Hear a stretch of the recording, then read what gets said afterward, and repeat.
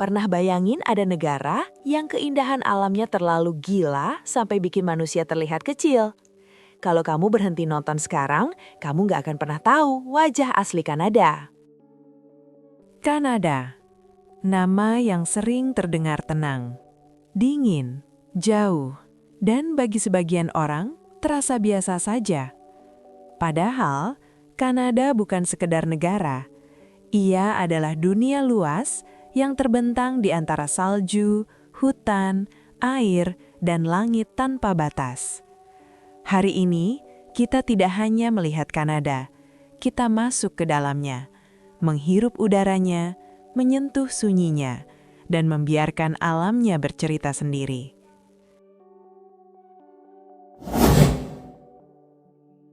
Bayangkan, kamu berdiri di tempat di mana nafas terasa lebih ringan, suara langkahmu sendiri terdengar, dan dunia seperti berhenti sebentar. Di Kanada, alam tidak menjadi latar, alam adalah cerita itu sendiri. Negeri ini terbentang ribuan kilometer, dari pesisir Atlantik sampai Pasifik, dari kota modern sampai tanah beku utara. Ada tempat di Kanada yang kalau kamu berjalan berjam-jam, yang menemanimu hanya angin, burung, dan daun-daunan. Kanada seperti kanvas raksasa yang dilukis waktu selama ribuan tahun.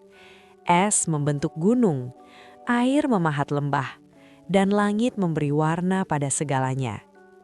Perjalanan kita membawa kita ke barat, ke wilayah yang terlihat seperti mimpi. Gunung-gunung tinggi berdiri diam, puncaknya tertutup salju.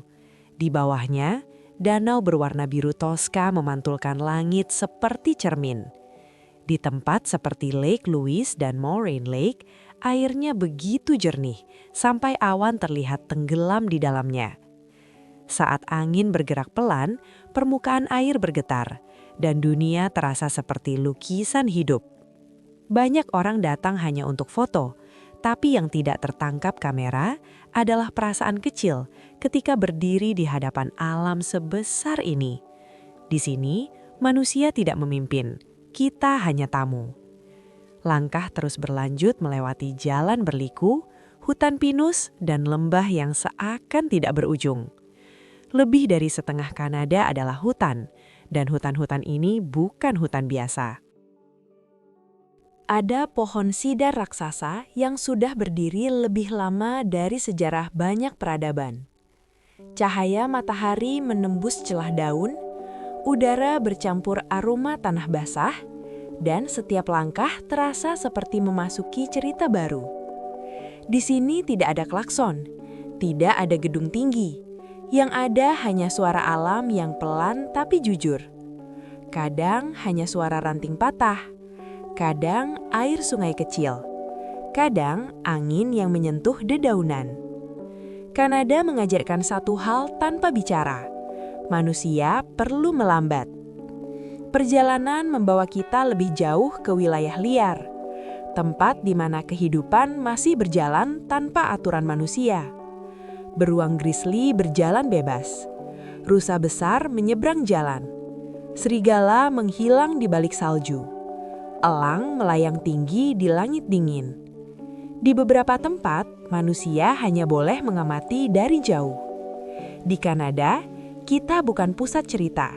Kita hanya penonton kecil di panggung alam raksasa. Bayangkan berada di perairan dingin. Kapal bergerak perlahan.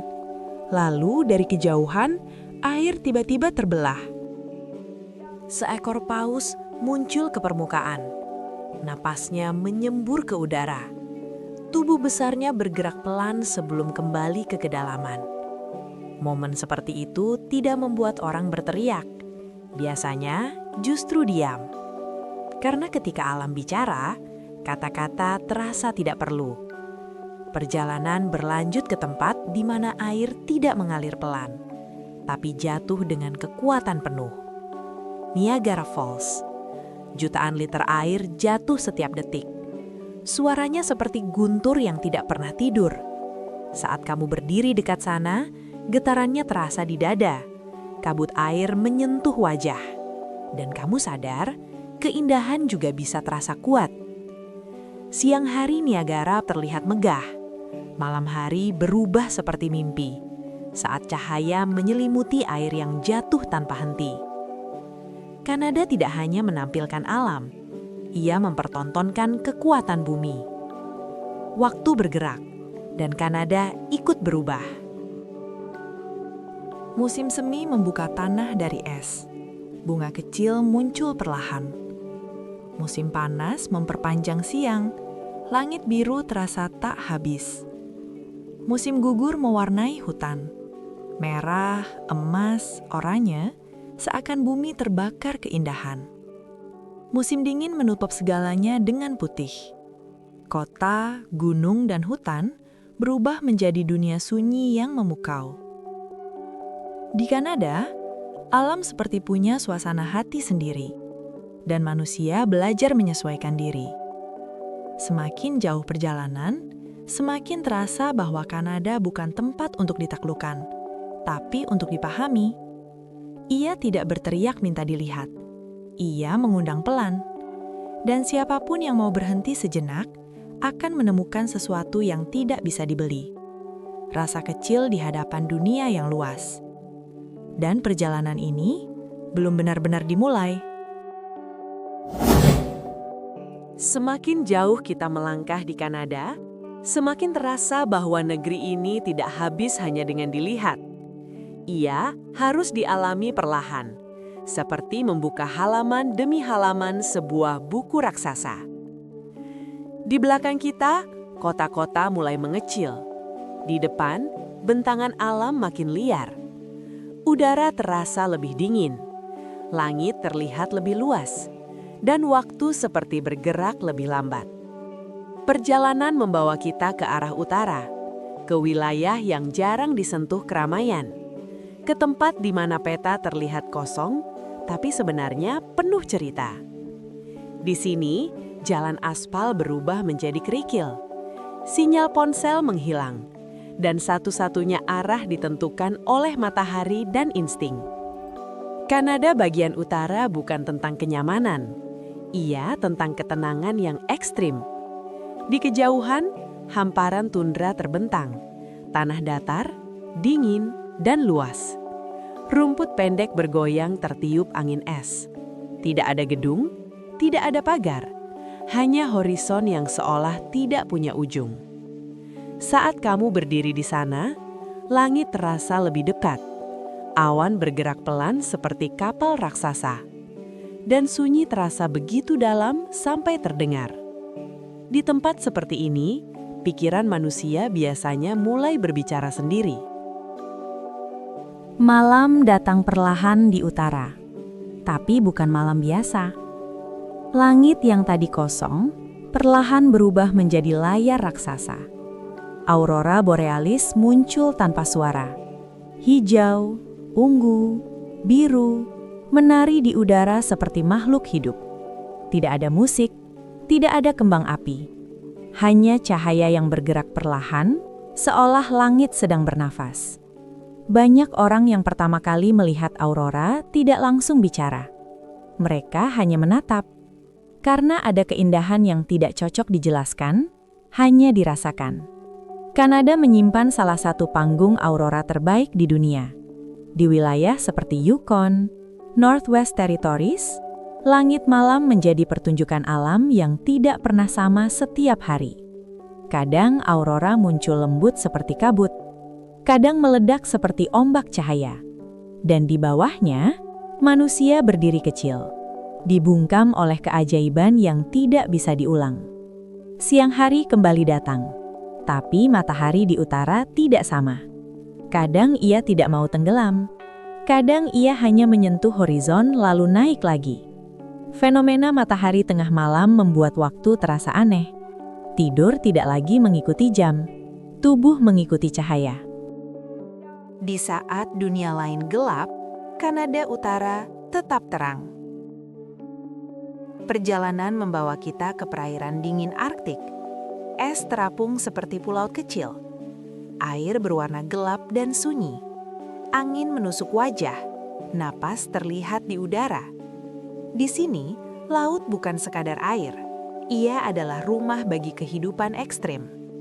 Anjing laut berjemur di atas es, narwal berenang perlahan di bawah permukaan. Kadang paus beluga muncul seperti bayangan putih. Setiap gerakan terasa pelan, hemat energi, karena di dunia dingin, alam tidak boros. Kanada Utara mengajarkan bagaimana bertahan dengan sederhana. Langkah kembali ke daratan membawa kita ke pegunungan yang terasa lebih mentah. Tidak seperti Rockies yang ramai wisata, wilayah utara Kanada terlihat lebih kasar, lebih jujur. Batu besar berdiri tanpa hiasan, salju menempel di celah-celahnya, dan angin terus bergerak tanpa izin. Di sini tidak ada jalur rapi, yang ada hanya jejak-jejak alam. Kadang kabut turun tiba-tiba, gunung menghilang separuh. Dunia terasa seperti mimpi yang belum selesai. Di tempat seperti ini, manusia tidak mengatur perjalanan. Alam yang menentukan. Perjalanan terus mengalir melewati sungai besar yang tidak pernah benar-benar diam. Airnya dingin, dalam, dan bergerak tanpa henti ke laut. Di beberapa titik, air terlihat hitam seperti cermin gelap. Di titik lain, ia memantulkan langit biru pucat. Sungai di Kanada bukan hanya jalur air, ia adalah urat nadi negeri ini. Dari dulu, manusia, hewan, dan hutan bergantung padanya. Perahu kecil melaju perlahan. Mesin dimatikan. Hanya suara air yang tersisa. Kadang elang melintas. Kadang rusa minum di tepi. Kadang hanya sunyi yang menemani. Di Kanada, sunyi bukan kosong. Sunyi penuh makna. Waktu berjalan dan rasa kagum tidak habis. Kanada tidak memamerkan keindahannya sekaligus. Ia memberi sedikit demi sedikit, seperti rahasia yang hanya muncul kalau kita mau tinggal lebih lama.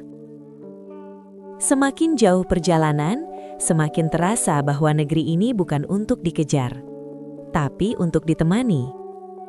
Dan kita masih punya banyak halaman yang belum dibuka. Perjalanan di Kanada tidak pernah benar-benar lurus. Ia seperti aliran air yang membawa kita ke tempat-tempat tak terduga. Dari wilayah utara yang dingin, langkah perlahan turun kembali ke barat, ke arah tempat di mana pegunungan bertemu laut.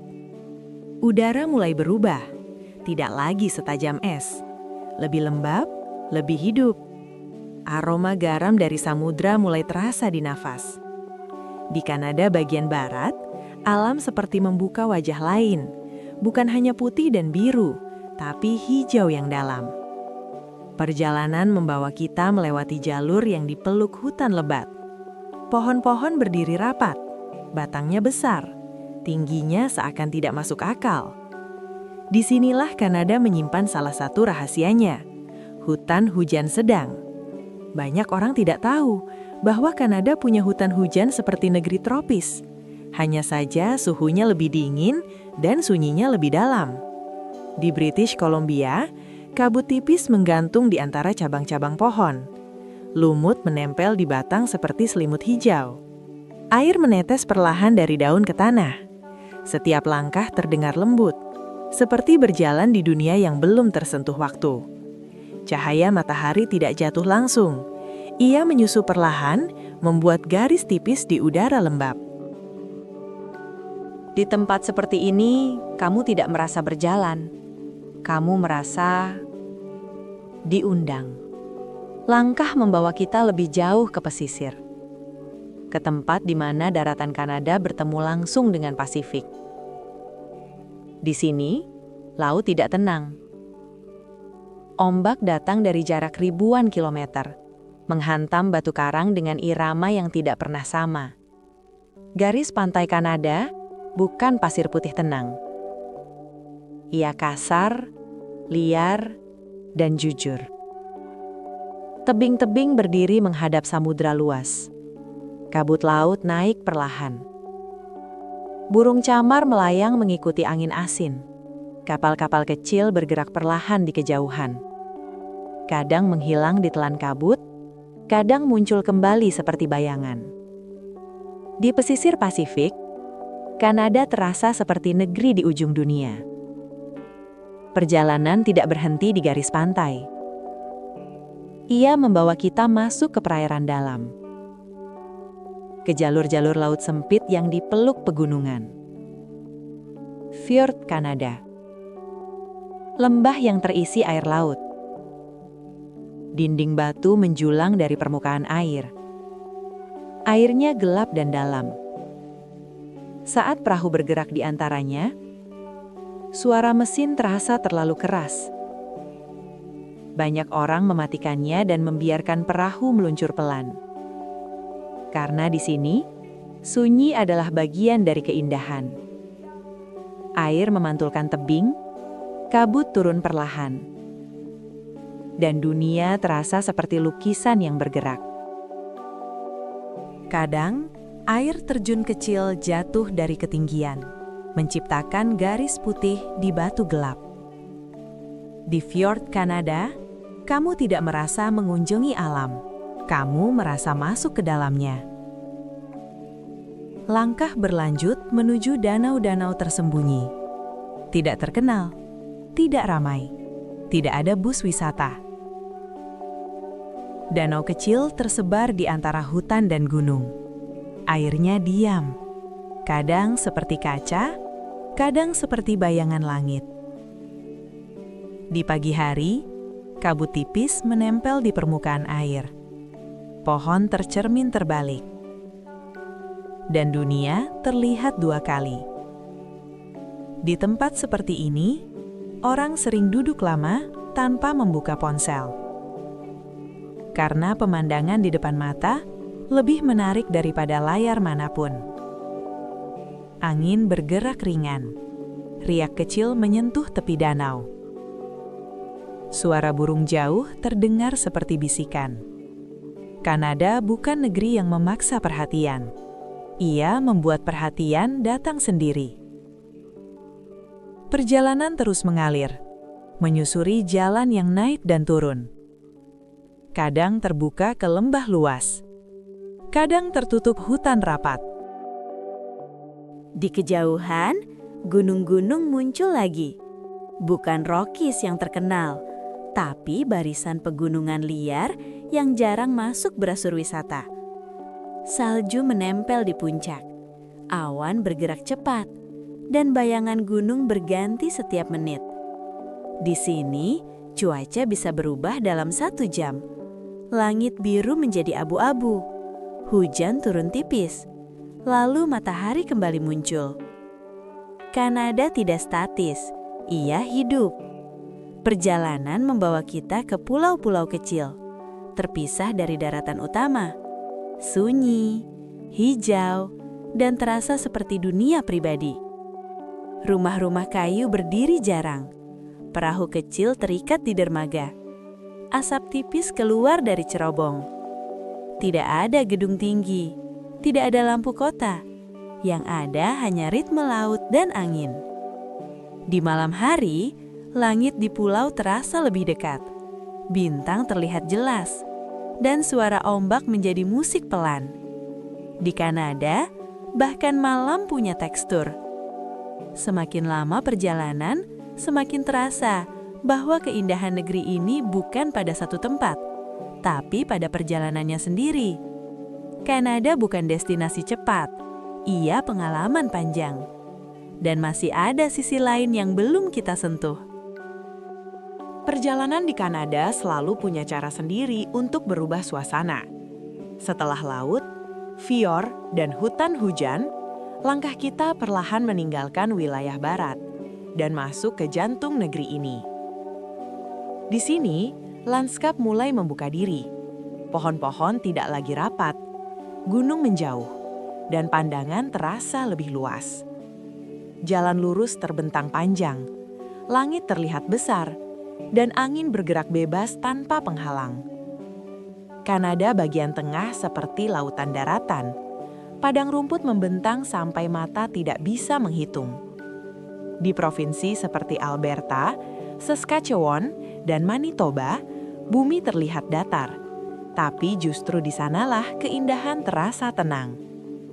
Rumput bergoyang mengikuti arah angin. Awan berjalan cepat di atas kepala. Dan matahari bergerak tanpa gangguan gedung tinggi. Di tempat seperti ini, jarak terasa jujur. Satu desa ke desa lain dipisahkan oleh ruang, bukan kemacetan. Kadang hanya satu rumah berdiri sendiri. Kadang ladang gandum menguning. Kadang jalan kosong sepanjang kilometer. Kanada mengajarkan arti ruang. Perjalanan membawa kita ke danau-danau besar. Danau yang ukurannya lebih mirip laut daripada kolam air. Great Lakes. Airnya luas. Horizon menyatu dengan langit. Ombak kecil bergerak pelan seperti napas bumi. Saat berdiri di tepinya, kamu bisa lupa bahwa ini danau, bukan samudra. Angin bertiup lembut, burung air melintas rendah, dan cahaya sore memantul ke permukaan air. Di sini, keindahan terasa sederhana, tapi dalam. Kanada tidak selalu dramatis seperti gunung. Kadang ia indah karena tenang. Langit mulai berubah warna, musim ikut berganti. Saat musim gugur datang, Kanada seperti mengganti jiwanya. Daun maple berubah merah, oranye, emas. Seluruh hutan terlihat seperti terbakar cahaya. Udara terasa sejuk, dan setiap langkah di tanah dipenuhi suara daun kering. Di Ontario dan Quebec, jalan-jalan kecil melewati lorong warna. Mobil bergerak pelan. Orang berhenti hanya untuk menatap. Di momen ini, Kanada terasa hangat tanpa kehilangan dinginnya. Musim gugur di sini bukan hanya pemandangan, ia perasaan. Perasaan bahwa sesuatu sedang berubah, tapi tidak hilang. Pagi hari di musim gugur terasa hening.